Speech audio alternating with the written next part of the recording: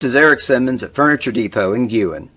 We've been here in Guin for 10 years serving the needs of families like yours with furniture from Ashley, Serenity Sleep, Million Dollar Rustic. We have stores in Guin and Fayette. So come see me. Plan your perfect stay at the Holiday Inn in Guin off of I-22. Enjoy our amazing on-site restaurant and bar with a lunch buffet every Sunday. Relax with a quick getaway with your family and make a splash in our outdoor pool. Book your next event with us. Call us at 205-468-4625. I'm Rick Chambliss with Marion County Funeral Home and Spry Memorial Chapel in Russellville, Alabama. This is Glenda Cochran, our manager out here. Under the laws of Alabama that was passed in 2002, a funeral establishment has to be certified with the state and carry a certificate of authority before they can even talk to anyone when the time comes. Is guaranteed to be there. Tom Bigby Electric Cooperative was formed for the need for electricity to the local citizens that were living in the rural areas of Marion, Lamar, and portions of Fayette counties. This line consisted of 12 miles and 22 consumers on the road from Guin to Sulligent. Between then and now, there has been a lot of hard work and dedication from a great number of people to make this cooperative what it is today. Tom Bigby Electric Corporation would like to thank each member. You can contact us today at 205-921-6712. Hey guys, this is Nick Jackson at New Heights Church in Hamilton, Alabama. I just wanted to extend to you an invitation to come check out one of our services. We start at 11 a.m. on Sunday mornings and 7 p.m. on Wednesday night. We're all about abiding, arming, and awakening. Also, we have a nursery ministry and a children's ministry as well as functional on those Sundays. Our youth gather together on Wednesdays. Come on out and see what it's all about. We'd love to have you. Hamilton Metal Roofing, located at 291 County Highway 25 in Hamilton. We sell 29 and 26 gauge roof metal. We have all types of trim and screws for you to complete your projects. Call us with any questions. Open Monday through Friday, 7 a.m. to 4 p.m. Call us at 205-921-7100. Your story starts at Bevel State Community College. Whether you are just starting out or starting over, Bevel State has an opportunity that is right for you. With 5 locations serving 7 counties. You don't have to go far to start your own success story. Plus, with tuition lower than 4-year colleges, you won't need to spend more for a great education. Visit us online at bscc.edu to learn about your options for seamless academic transfer and high-demand career tech and health science offerings. Let us help you tell your story. Hello, my name's Vince Hughes. I'm the owner and pharmacist of Hackleburg Pharmacy in Hackleburg, Alabama. We're located here on Highway 43. Here at Hackleburg Pharmacy, we have state-of-the-art technology to ensure accuracy and efficiency to effectively help us provide you, the patient, with the best pharmacy services available. We carry a variety of products from a full line of vitamins to knives and knife sharpeners. We're open Monday through Friday, 8 a.m. until 5:30. Phone number is 205-935-3392. We'd love to be part of your healthcare team.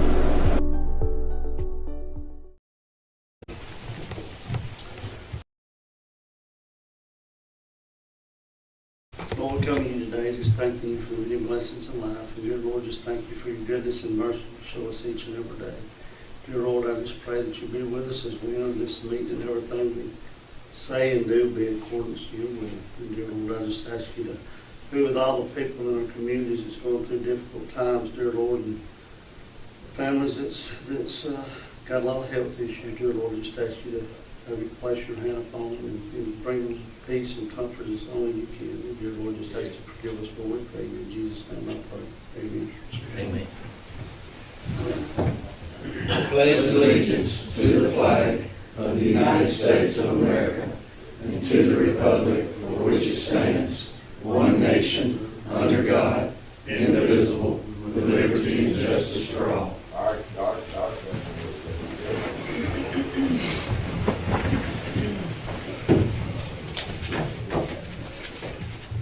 everybody for coming out today. Sorry for being late. Got a situation come up. First thing we got on the agenda is recommendation to approve the minutes of the August 5th, 2024 meeting. Do I have a motion? Greg made a motion, and a second. Second. Daniel second, all in favor? Recommendation to approve the accounts payable. Have a motion? I make the motion. Tim made a motion, I'll second. Larry second, all in favor?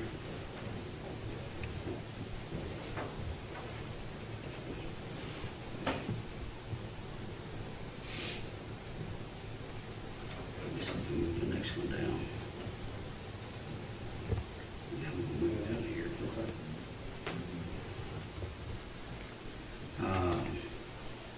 Next thing on the agenda is presentation by Tom Weissman with the Northwest Alabama Economic Development Board to discuss funding. Thanks, commissioners, and thanks for all your support for economic development. I want to give a little bit of an update and talk about financial partnerships. You're all familiar with Project Swift. I don't know, I think they were going to do at some point a ribbon cutting and kind of formally announce. So might not need to use a code name at this point in time, but they had a little bit of I think there was a little bit of delay with construction of the office and land in Marion County, but it sounds like they're moving forward with that. And at some point they'll do a ribbon cutting when all that's complete. Really want to appreciate your support for that project. We talked about with in order to get the state incentive on that one, they committed 13 to 15 jobs they're pretty much all high-paying engineering jobs, so that's great. So hopefully some of those will live in Marion County. But they're always competing for federal projects, and they anticipate it'll be a larger number than that. Usually with federal, it's state incentives we've talked about, you kind of want to conservatively estimate that they think it'll definitely go well above that, so we're excited about that. Last week, we met multiple places in Marion County. We were working both, there's a SEEDS grant. We helped write a grant for the Hamilton IDB for the Hamilton IDB Industrial Park. That's a site development program to help prepare your industrial sites to be a little more competitive. You can either apply for, which is what they did, assessment dollars to do planning, kind of due diligence type work. Their studies were all 13 years old, so those are kind of being updated. But we're developing a plan to, there's some acres, it's really well set up, so your 140 acres on the front end of that park. This will potentially create a second access road into the park and plan some of the additional acreage. Alabama Power has a plan to bring three-phase power into that. So that was a team effort to kind of further prepare that park. We had our brownfields consultants in last week. We were in multiple locations. One of them was Exit 30. There's a project going on there, kind of a retail commercial project right now. But around that, there's some brownfield sites, former Brilliant coal sites. There's a coal wash property that the town of Brilliant purchased. We'll be doing a phase 2. We did a phase 1, phase 2. A phase 2 is basically where they come out and do soil samples and try to get kind of more detailed analysis of what the conditions are of that site. There was, with the coal wash there's obviously some effect from that. At some point, we'll help them apply for the town to apply for a cleanup grant. That property will need to be cleaned up and then reused somehow. We're doing a bunch of wetlands analysis that will support the commercial development that's going on right now. It doesn't seem like there's a lot of wetlands on that specific site, but are all around that. There's some potential wetlands, and so that'll help us figure out where they are, kind of build around it, and come up with a plan to sort of maximize. There's thousands of acres there, but it's not a totally blank canvas. There's some sections that would probably have to be kind of either remediated or designed around with some of the little wet spots. We launched our regional marketing videos. We've gotten really good reception from those. We've sort of put them out Facebook ads and Google ads, and feel like we've gotten a lot of eyes on those. Those are marketing. Sort of half the video concentrates on I-22 industrial parks, and then the other half is more general, kind of quality of life, promoting the region and as a great place to live and do business. The other sort of big grant thing we're working on, we received a grant from Innovate Alabama, and we're doing a bunch of different programming with that. With Innovate Alabama, their emphasis is on things like technology and tourism and entrepreneurship. So we are doing some advanced manufacturing partnerships. There's a company in Marion County that's looking to do something with Bevel State campus in Hamilton. We'll add some funds to that. We're kind of going around the schools and asking them on a sort of a shopping list for IT tech type stuff, and trying to purchase that. Some schools have asked for we're buying 3D printers. In some cases, we're looking at doing CAD and desk robotics teams and so forth. Trying to help support any kind of technology related educational stuff in the schools. We're doing a housing study with that.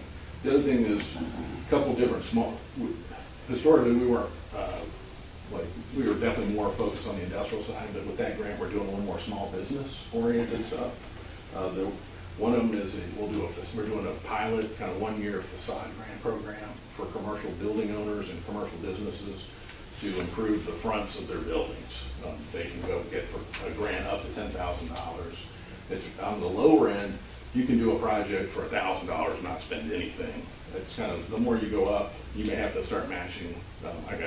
We have a sliding scale.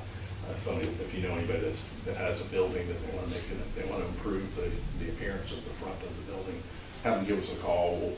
We'll walk through that. Jamie Christian is leading that. We're also doing a small business plan competition. We'll do 3 of those this year, or 3 winners this year. So this is either for new companies, startup companies, or it could be an existing company that's adding a new product line and needs a plan to kind of add that new product line. It's basically best plans win. We'll do 3 $15,000 awards on that. So these grant funds, they kind of go through us, but almost all the funds are going back out directly to our communities. You all asked about kind of road improvement grants. I wanted to sort of talk about two areas. There's one where we're more like in a supporting role. A lot of there's the ADECA, ALDOT grants. Typically in Marion County, NACOG is going to write those. They with the city of Winfield, they wrote one recently for the city of Winfield at exit 30 to do an access project. We did a letter of support. I think our other role in that is it helps for us to talk about the brownfield dollars that we're spending there, and kind of some of the other stuff that sort of paints that picture. But then the other part is sort of where we might play a more direct role. Jamie and I are going to an Appalachian Regional Commission conference early September. There are some funds available through them where not all the funds flow through ADECA, but a lot of them do. There's some other that sort of where it's more direct grants that we can look at.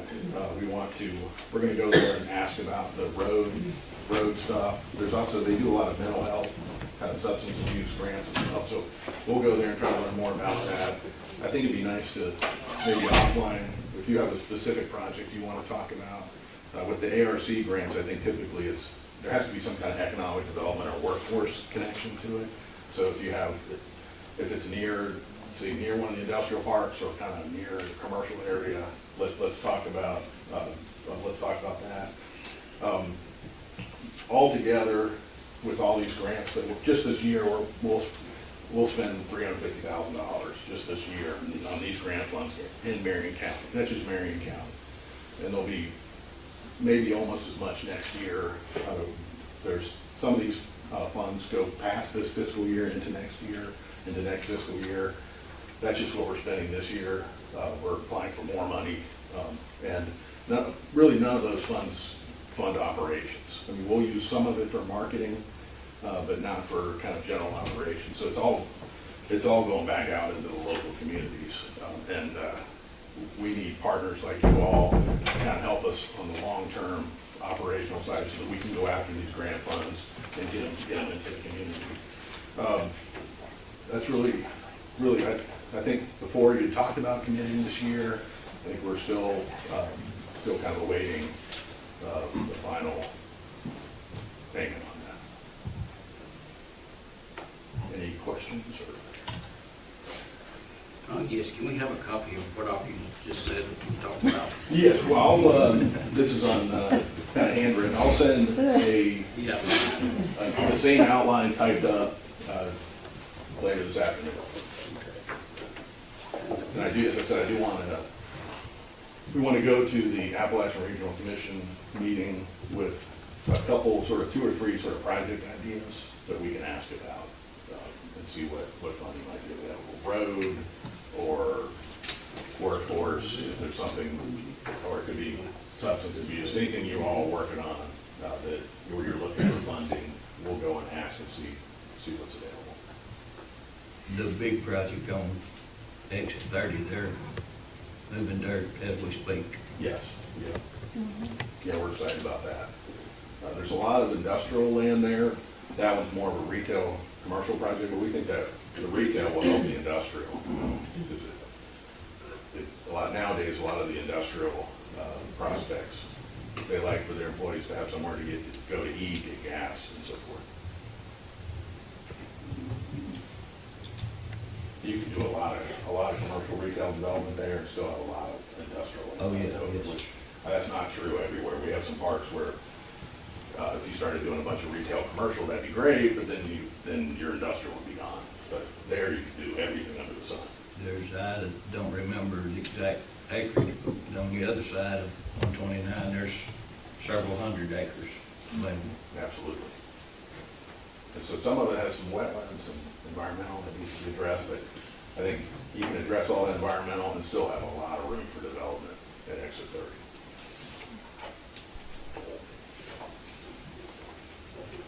Thank you. Thank you. Any more discussion?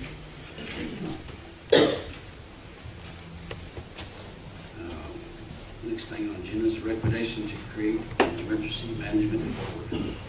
Doug, you want to sort of explain this, Scott? Yes, let me get pulled up here. So we talked about it at the last meeting, creating the EMS board, and also bring a list of names. So on this board, which would help be the go-between on projects and try to figure out a solution on our current EMS situation in the county. Right now I have on the board myself with the EMA, Grant Webb with the EMS representative, the current chairman of the county commission, Steve Hood with the Fire Association, Misty Pierce from Northwest and Winfield, Robin Mixon from North Mississippi here in Hamilton, Augie Avery with 911, and then Sheriff Williams with the Sheriff Department. And like I said, this will be us putting some minds together trying to find a solution for things to come. There'll be 7 total. I think, I don't know how many it was. Say there's 7 or 8. Yeah. Which woman's name was talking about? Which one? The woman, Misty. Misty from North Mississippi, or Northwest. So you got Misty Pierce from Northwest, and then Robin Mixon from North Mississippi. That's what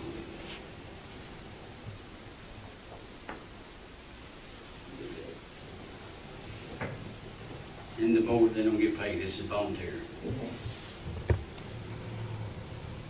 And I'm not saying it's not going to work, but just in case it don't work out, and we create this board, we can easily disassemble the board, right? Correct. Because there's a lot of boards get put in place that's useless, and they just keep going and going and going. So, but I'm not saying this will be.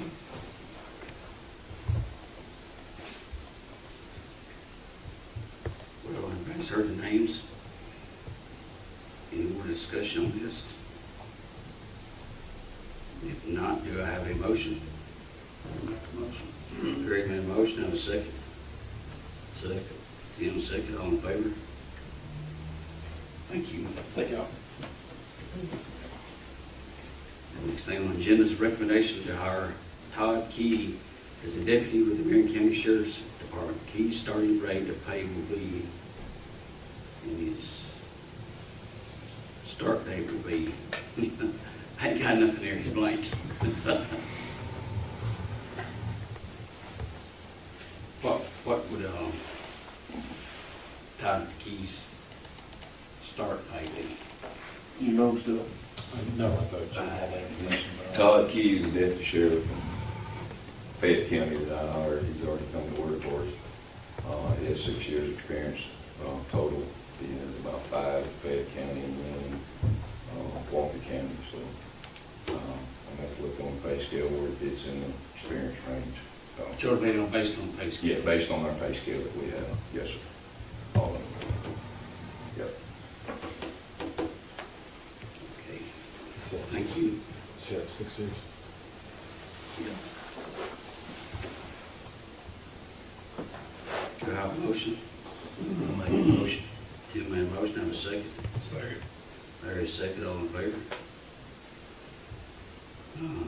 Next thing on the agenda is recommendation to hire Cynthia Tidwell with the Marion County Revenue Commissioner's Office. Tidwell's starting rate of pay will be $14.25 an hour, and start date will be, I guess, when we hire.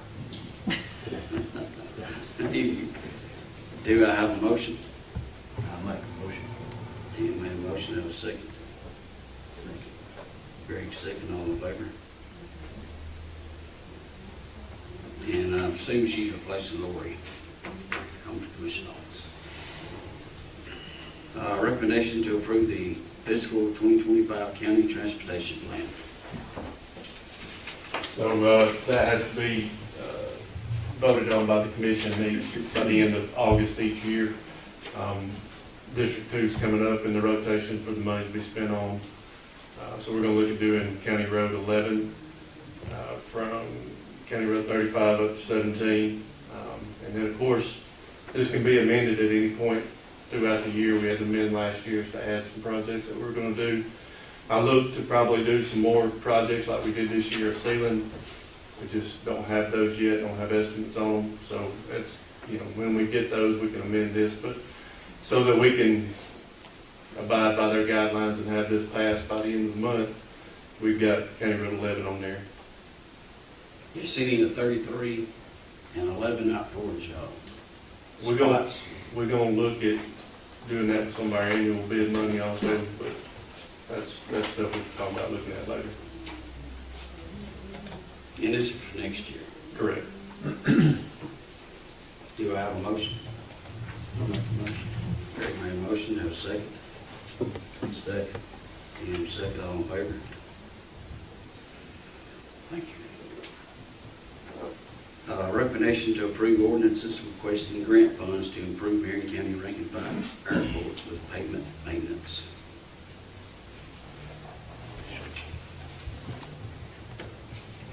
Hey, I'm Courtney Garber. Just a quick, brief overview. We've completed the fencing projects out at the airport. We're working on closing those grants out now.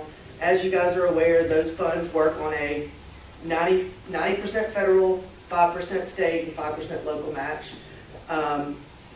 For this next fiscal year, for a portion of the project, the runway itself, we're looking at getting 95% federal, 2.5% state, and 2.5% local. So you'll get a little bit of a break on the runway portion. The taxiway and ramp portion will be your normal 5% match. So we're looking at a total of somewhere in the $25,000 to $30,000 range at being your match portion. We will seal all the cracks, do a seal coat on the runway, remark everything, and make it look pretty. There'll be no structural improvements unless we find some failure, which I'm unaware of at this time. So it will dress it up, make it look nice, and buy us another 10, 15 years before we have to do something structural to it. Because as I understand, this has got to be done. Well, it's very poor. I mean, the current inspection, we passed the inspection as far as everything's clear. We don't have trees or obstructions in any of our approaches, but our markings have been noted as poor. So it needs to be, if nothing else, it needs to be remarked. And with the amount of federal and state match you get, let's get the most bang for our buck. Whether there's any money available for the picture, we talking about the trees at? Well, there's no trees. I mean, the ones that's on the opposite side of the runway, they eventually got to be. Eventually, I mean, we're good for the foreseeable future. So we do know that there are some coming on the south end, and we've got the controlling obstruction on the north end being the light at the ball field. So there's not much we're gonna do about that. Thank you. Sure. Oh, and I guess all I need to do today is pass a resolution to pursue these monies. We're not committing all the way to the money yet. We're not accepting the grant. We are pursuing the grant, so I just need a resolution to proceed with that. Do I have a motion for this resolution? I'll make a motion. Mayor made a motion, and a second. Second. And a second, all in favor? Next thing on the agenda, recommendation to enter 6-month contract with Tri-Galveston to assist with the reconciliations of FY 20 and 21.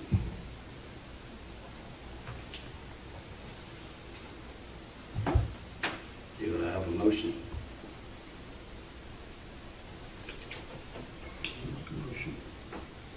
Who did? Keith made a motion. Do I have a second? Second. Greg, second. All in favor?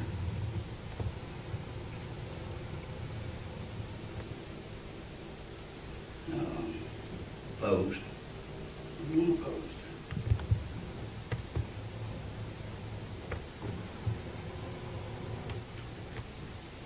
I guess we're saving best for last. This is a huge accomplishment for an employee, and we want to recognize Lisa Childers for receiving the ACCA certificate in county administration. She couldn't be there last week to get this, so this is a big accomplishment to get this. We got to put up a lot of boring classes. But I'm on behalf of the commission and the ACCA.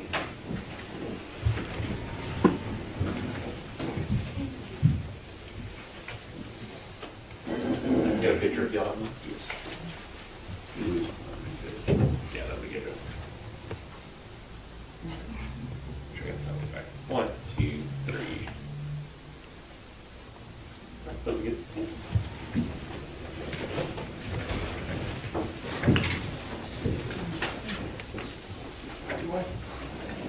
Yeah.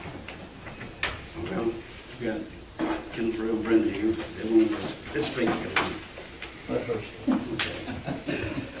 Okay, I'm Brenda Real. I'm the District Administrative Coordinator for Marion County Soil and Water. And first of all, we want to thank the commissioners for their support through the years. And we would also like to request an increase if we see fit to do that. We want to increase to $15,000 a year.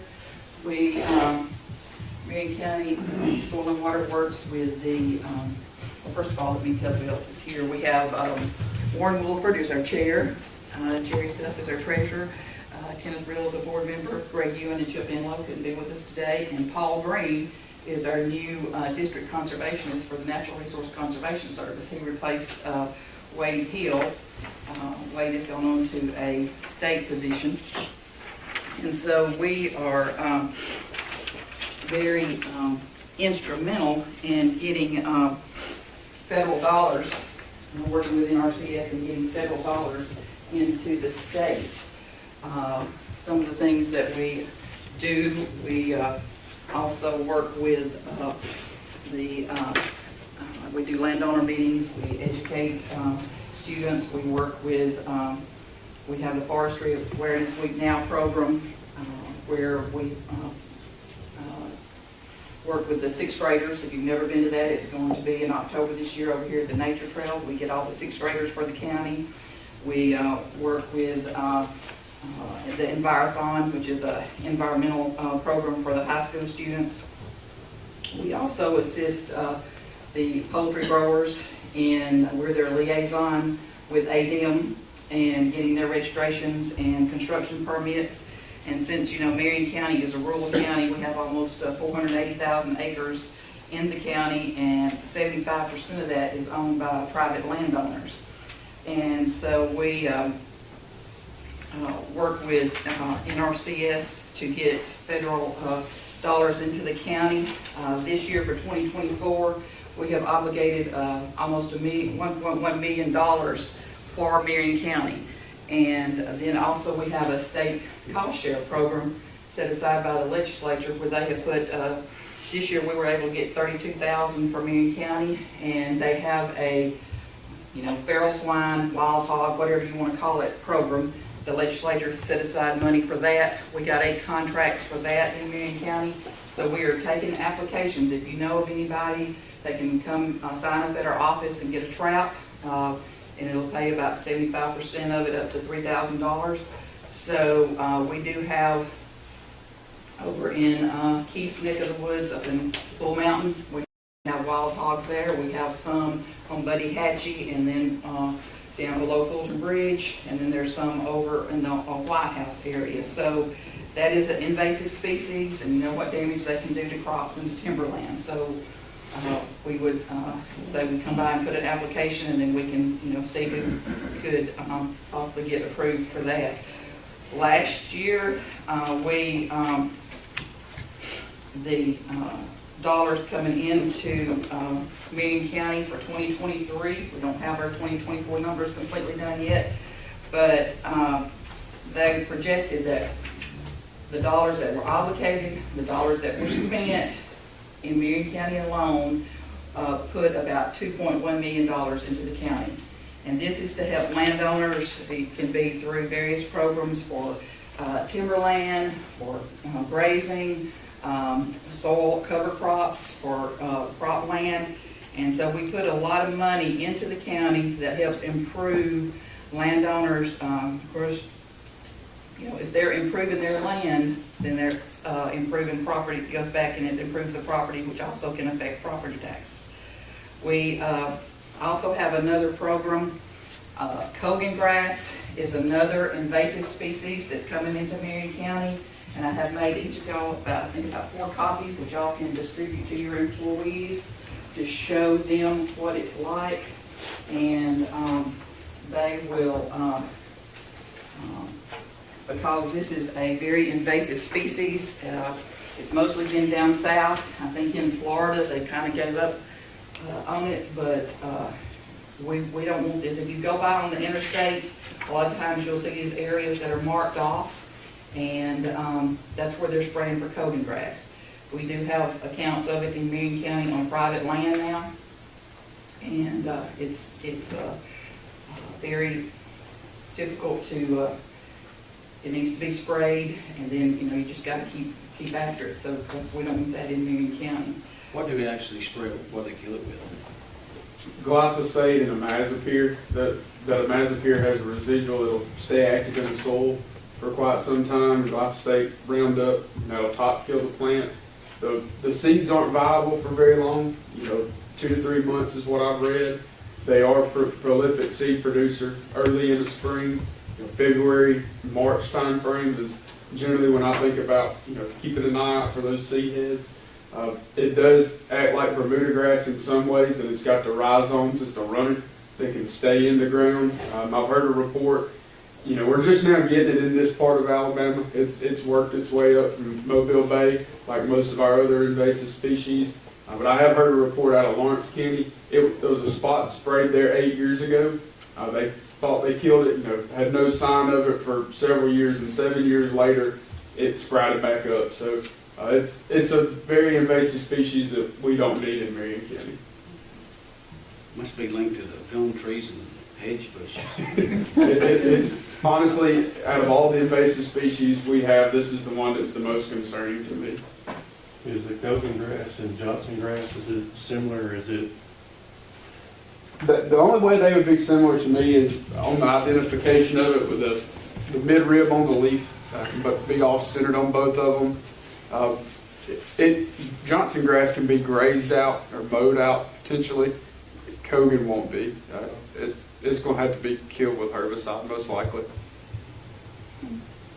The leaves of it contain an oil too that make the heat of it. If it catches on fire, it's extremely hot fire, and so it kills all of the vegetation. If it's under trees and stuff, it gets so hot that it kills the trees and stuff. And so I've read maybe 1,700 degrees. I don't know that that's a fact or not, but that's one of the primary problems is if you do try to control it with fire, you'll kill everything else too.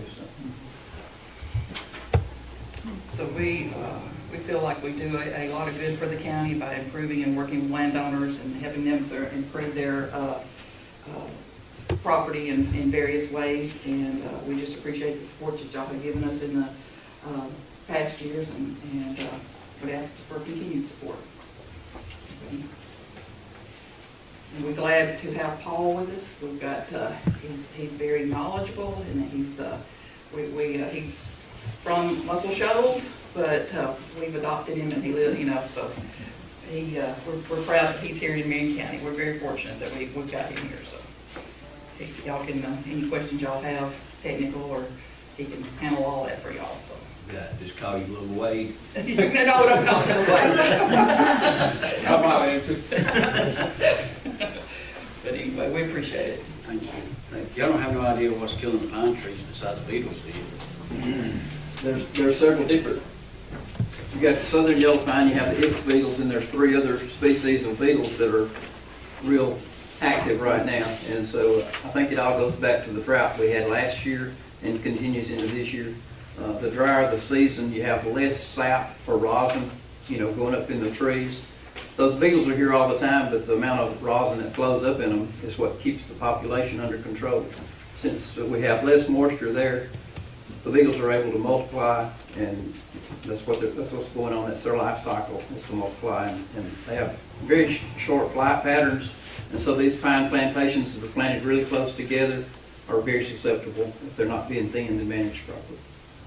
I know I've seen more of it, and I've heard more people calling me and asking me, there are pines dying everywhere. I mean, along the road. It's worse it's been in over 20 years.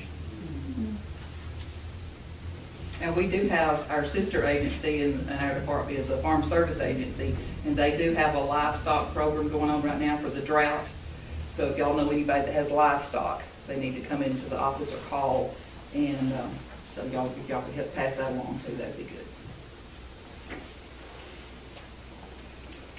Any more discussion? No, thank y'all for doing great work. You do help a lot of people. Has anybody got anything else? If not, do I have a motion to adjourn? Great, man. Motion, have a second. Second. Tim, second, all in favor?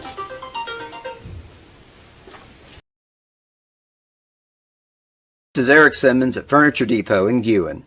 We've been here in Guin for 10 years serving the needs of families like yours with furniture from Ashley, Serenity Sleep, Million Dollar Rustic.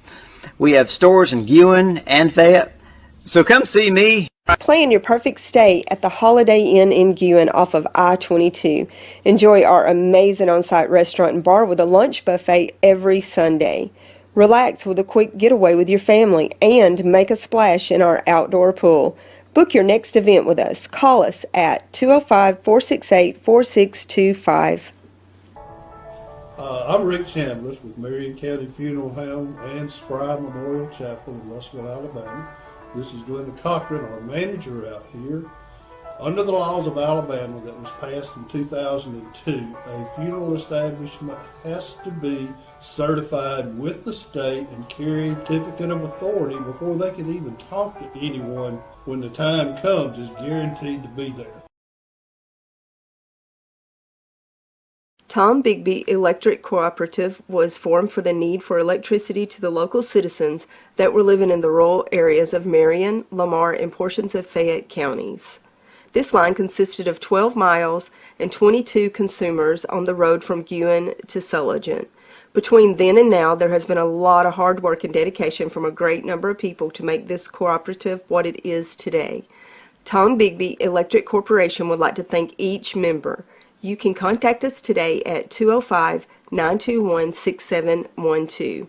Hey guys, this is Nick Jackson at New Heights Church in Hamilton, Alabama. I just wanted to extend to you an invitation to come check out one of our services. We start at 11 a.m. on Sunday mornings and 7 p.m. on Wednesday night. We're all about abiding, arming, and awakening. Also, we have a nursery ministry and a children's ministry as well as functional on those Sundays. Our youth gather together on Wednesdays. Come on out and see what it's all about. We'd love to have you.